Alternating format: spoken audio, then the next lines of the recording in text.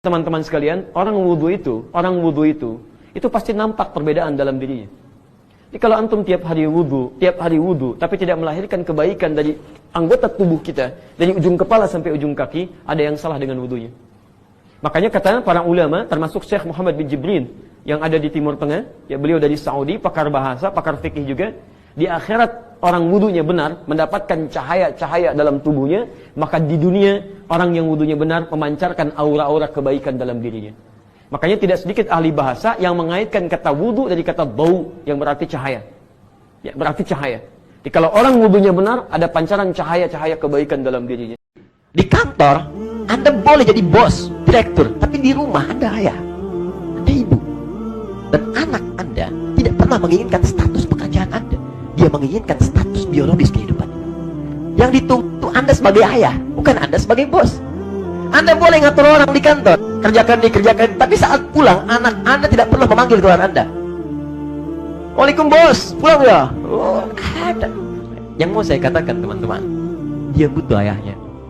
Anak kita nunggu, masa gak kita respon? Begitu sampai depan main, ketawa, keringetan macam-macam. Setelah ketawa macam-macam, ayo bobo yuk.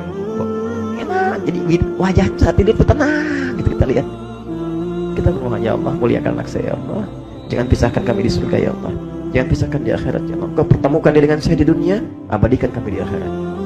Coba Anda bangun malam hari, lihat istri Anda, anak Anda. Atau ibu bangun malam, lihat anak-anak. Dan coba tanyakan pada diri Anda, ketemu nggak dengan mereka di surga? Nah sekarang engkau umat Muhammad SAW, sebelum sholat itu udah dikasih bocoran. Yuk sholat, aku berikan kebahagiaan. Karena itu ketika kita mau sholat, perintah Al-Qurannya, perhatikan kalimatnya, wasta'inu. Dan jika kalian punya persoalan dalam kehidupan, punya masalah apapun, yang paling sulit pun, yang orang katakan mustahil, orang katakan gak bisa, kata Allah, ayo datang, minta solusi kepadaku, minta tolong. Bisabri, pertama, terima dulu masalah itu dengan sabar. Jangan mengeluh, karena mengeluh tidak akan pernah menyelesaikan persoalan. Anda membuat status sampai tengah malam tidak menjamin masalah selesai. Aku tidak mengira ternyata engkau seperti itu. Apa masalah selesai? Tidak, Ferguson.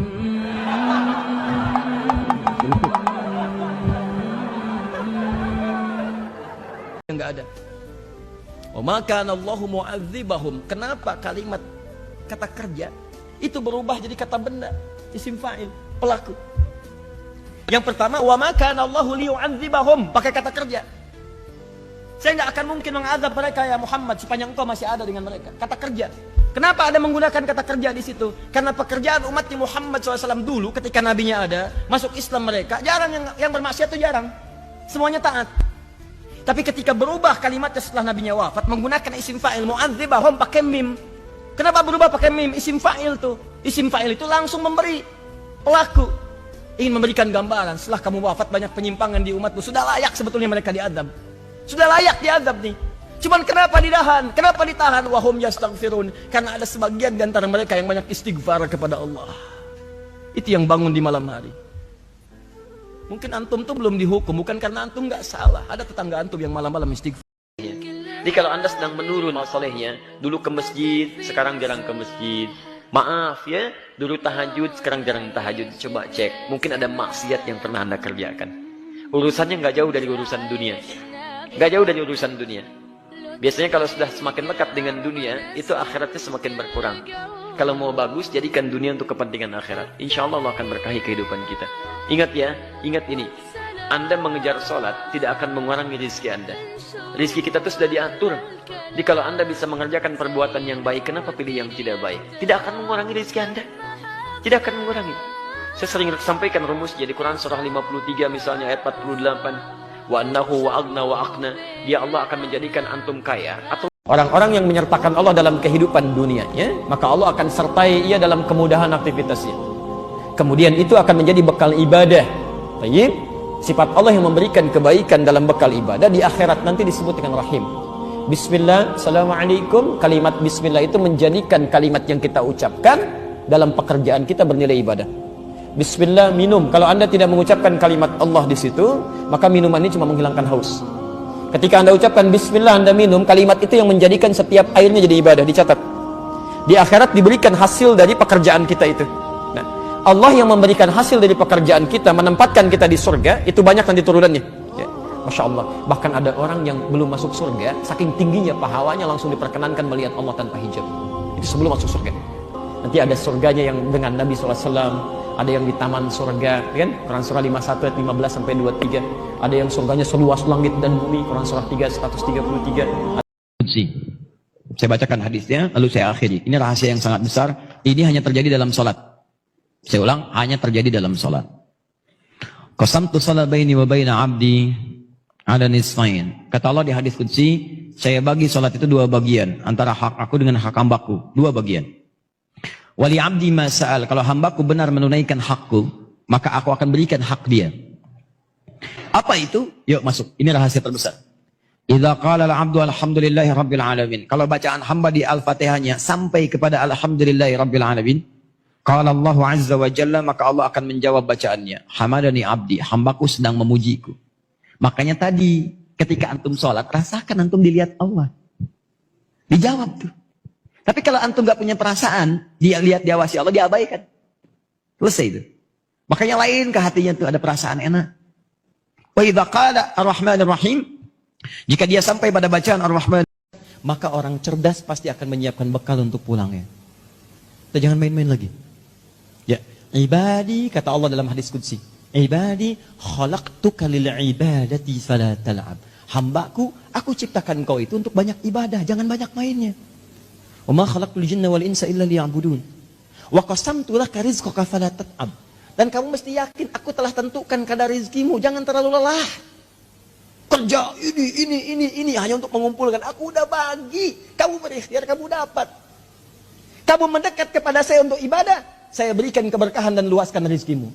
Kamu tinggalkan saya untuk mencari dunia, maka saya akan buat kamu sibuk dalam urusan dunia. Kamu merangkak mencari dunia, sibuk, malam mikirin dunia, sore mikirin dunia, siang mikirin dunia. Dan kata Allah, saya pastikan kamu pun tidak akan meraih lebih daripada apa yang telah aku tetapkan untukmu.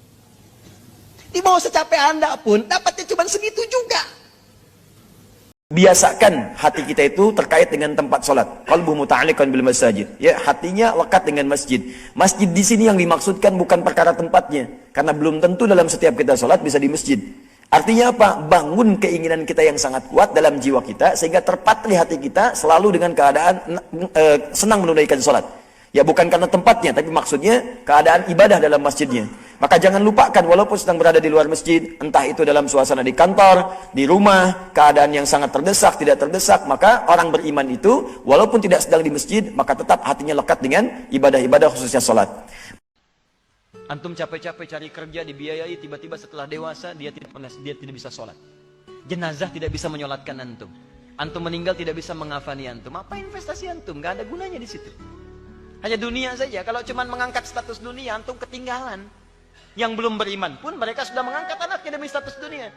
Anda pengen anak juara matematika, anak orang lain sudah dapat Nobel. Makanya saya katakan, kalau berlomba untuk urusan dunia itu kecil. Nilainya nggak ada.